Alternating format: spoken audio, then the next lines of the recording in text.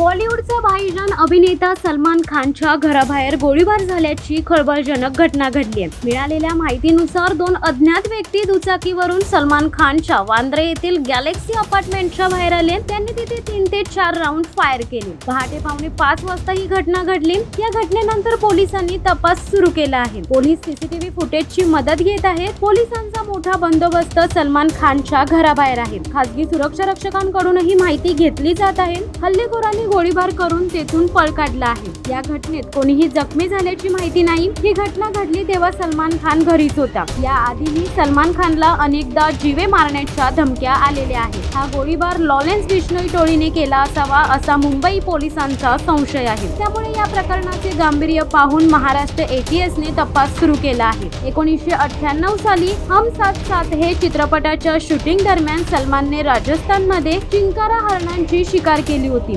राजस्थानमधील बिश्नोई समाजात हरणांना देवा समान मानतात। याच समाजातून लॉरेन्स बिश्नोई येतो। त्यामुळे हरणांच्या शिकारीच्या रागातून त्याने सलमान खानच्या घरावर गोळीबार केल्याचा कयास आहे। याबाबत सोशल मीडियावर आता उलटसुलट चर्चा सुरू आहेत। शिवसत्ता टाइम्स न्यूज ब्युरो, मुंबई। दे धडक बेधडक वृत्त देणाऱ्या आपल्या शिवसत्ता टाइम्स न्यूज चॅनलला लाल बटन दाबून सबस्क्राईब करा आणि बेल आयकॉनला क्लिक करायला विसरू नका।